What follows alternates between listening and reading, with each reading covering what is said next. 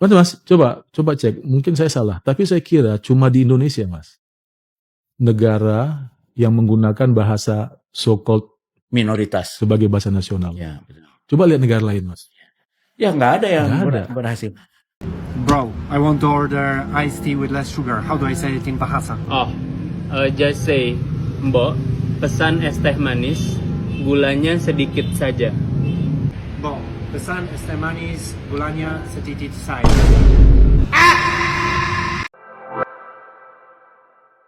Indonesia mungkin terasa biasa bagi mereka yang lahir dan besar di negeri ini. Kita terbiasa mendengar berbagai logat, bahasa daerah, dan kebiasaan yang berbeda setiap hari. Tapi coba lihat Indonesia dari sudut pandang orang asing.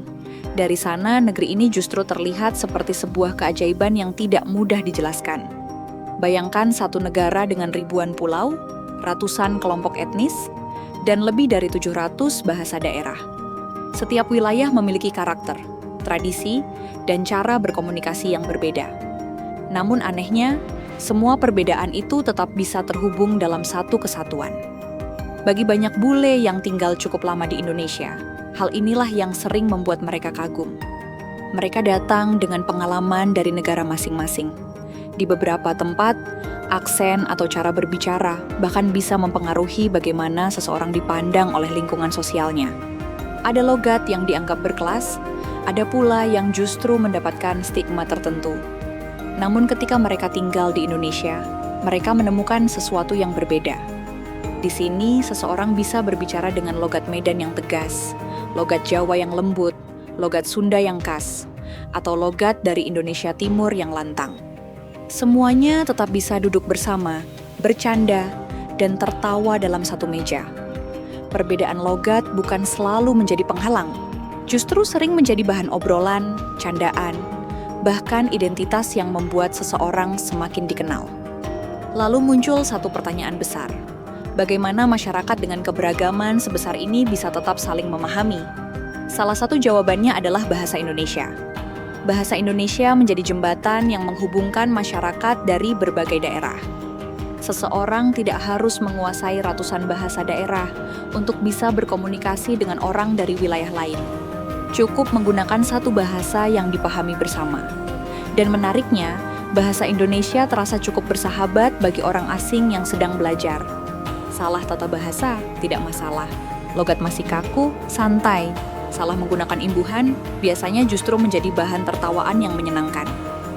Banyak orang Indonesia malah dengan senang hati membantu ketika ada bule yang mencoba berbicara bahasa Indonesia. Meskipun kalimatnya masih terbata-bata. Bahasa Indonesia itu bagi saya berkah. Karena ini bahasa yang tidak dibangun di bahasa mayoritas. Bahasa yang disumbang oleh banyak minoritas. Termasuk Tionghoa. Bahasa yang tidak punya center of excellence. Sehingga demokratis. Bahasa yang menyatukan. Karena itu saya sangat kagum sendiri pada bahasa Indonesia waktu ada bencana di Maluku. Jauh. Datang SAR ke sana. Yang ngomong dengan penduduk bahasa Indonesia nggak problem kan? Coba di India. Of course, but Indonesian language was created to unite thousands of people and also ethnicities because Indonesia is a very diverse country, kind of similar to Brazil. So to unify these ethnicities, they created this language based on Malay. So in history, that was used for commerce. So many Indonesians don't realize that they speak a language that was created to promote peace inside the country. And to me, that was a very intelligent decision. This is a very important message from a country. They're telling to the population that choose Indonesian as home, you guys are welcome here. We are a welcoming country, a welcoming people. And that's so wonderful and amazing, therefore. Indonesia, one country, 17,000 different islands, hundreds of different cultures, and 700 different dialects. That makes Indonesia to the second most linguistically diverse country in the world. For example, how are you? Apa kabar? Piye kabare? Kumaha teman? Keng kabare? Apa kabar? Kabare? Kabara? Kabaranta?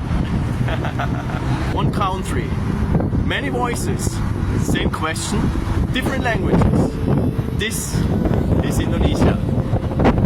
Well, there's something about Indonesian language that makes me want to give up on all this shit. Besides Bahasa Indonesia, there are kind of 700 other languages, official languages. Really? Are you mocking Indonesia? I can't believe that shit. Huh. Yo, so I'm studying Bahasa Indonesia and I learned the cutest thing today. So I know the basics, how to say thank you. Terima kasih. But there's a deeper meaning to this. So terima means to receive, and kasih means love. So when you say terima kasih, you say to receive love. So that means every single time that you say terima kasih, you're saying to receive love. So that means I'm giving you my love as a thank you. And I'm like, yo, that is cute. Mas. Mas. Mas. Mas. Mas. Disinilah banyak orang asing mulai merasa berbeda. Mereka tidak dituntut untuk langsung sempurna. Mereka cukup mencoba. Ketika mereka mengatakan, saya mau makan, dengan aksen yang masih terdengar asing, respons yang mereka dapat seringkali bukan ejekan, melainkan senyum dan bantuan. Dan dari percakapan sederhana itulah jarak perlahan menghilang. Seorang asing yang awalnya hanya datang sebagai wisatawan, bisa mulai merasa lebih dekat dengan masyarakat lokal. Dari sekedar bertanya harga makanan, kemudian ngobrol tentang kehidupan. Dari belajar satu kata, kemudian tertarik mempelajari budaya. Dari sekadar mencoba bahasa, akhirnya merasa menjadi bagian dari lingkungan tersebut. Karena ternyata bahasa bukan hanya soal kata-kata. Bahasa bisa menciptakan rasa diterima. Bahasa bisa membuka pintu persahabatan. Dan bahasa juga bisa menjadi jembatan yang menghubungkan orang-orang yang sebelumnya tidak memiliki kesamaan apapun. Ini adalah kata favoritku dalam bahasa Indonesia. Permisi. Permisi. Permisi. Permisi. I know that some of my followers speak Indonesian, so if you want to correct my pronunciation or my grammar, please feel free. But anyone who's ever learned a new language knows it's really scary to speak when you're learning, so I'm scared! Okay, here we go. Halo, selamat pagi, apa kabar?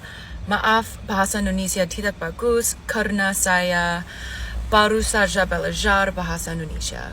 Nama saya Vivian, umur saya 23 tahun. Saya tinggal di San Diego dan Bali. Saya sangat suka pergi ke Bali karena saya punya bisnis di Bali. Saya punya banyak teman tinggal di Bali. Saya sangat suka makan makanan Indonesia. Saya suka surfing. And yeah, sampai jumpa lagi. I love you. Kamu apa makan? Nasi. Oh. Ini siapa makan? Tanda ya, Bro.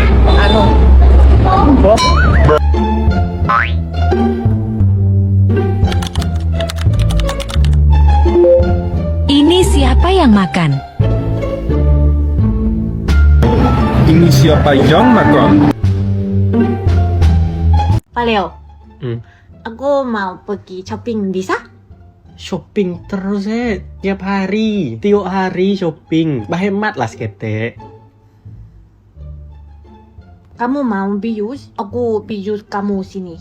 Terus kamu bubuk like this. Terus aku pakai kartu kamu. Terus aku pergi shopping.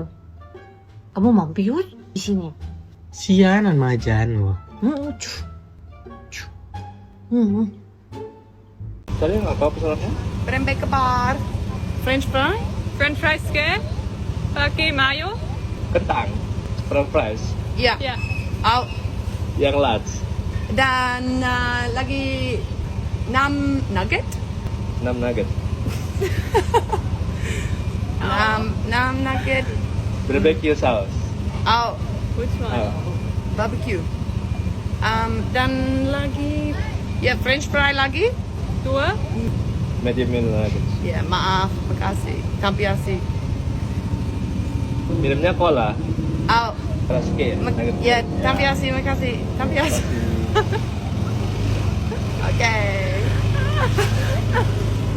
Terima kasih. Terima kasih. Laughing. Aneh. Goreng kayak kepala. Apa? Kecap? Ya, mau. Lem. Ya, Ya, tambiasi.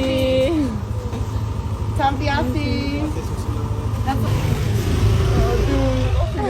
We stop here to eat for a sec. Here in Indonesia, we don't just say Mr., Mrs., or Miss. Here in Indonesia, we say Pak, Bu, Ibu, Bapak, Mas, Bang, Mbak, Bang, Abang, Neng, Eneng, Beli, Kak, Kakak, Adek, Coy, Syai, Beb, Doi, Uda, Uni, Lae, Amang, Mang, Kang, Aa, Sayang, Say, Yang, Boru, Nan Tulang, Cut, Cak.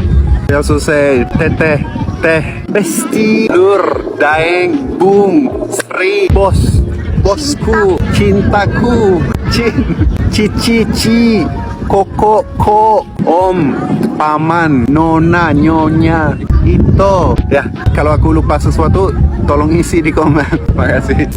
Mungkin bahasa Indonesia belum menjadi bahasa global yang digunakan secara massal seperti bahasa Inggris. Namun ada satu kekuatan yang membuatnya begitu penting bagi Indonesia. Bahasa Indonesia tidak hadir untuk menghapus keberagaman. Justru bahasa Indonesia memungkinkan keberagaman itu tetap hidup sambil memiliki satu alat komunikasi bersama. Bahasa daerah tetap memiliki tempatnya. Budaya lokal tetap memiliki identitasnya. Namun ketika masyarakat dari berbagai penjuru Nusantara bertemu, mereka memiliki satu bahasa yang bisa mempertemukan semuanya. Dari Sabang sampai Merauke, perbedaan tetap ada, tetapi komunikasi tetap berjalan. Dan mungkin inilah salah satu hal yang sering luput kita sadari sebagai orang Indonesia. Kita bisa berbeda tanpa harus saling menjauh. Kita bisa memiliki ratusan identitas budaya tanpa kehilangan rasa sebagai satu bangsa. Kita bisa mempertahankan bahasa daerah sekaligus memiliki bahasa bersama. Dan bagi banyak orang asing, kemampuan Indonesia menjaga keseimbangan antara keberagaman dan persatuan inilah yang terasa luar biasa.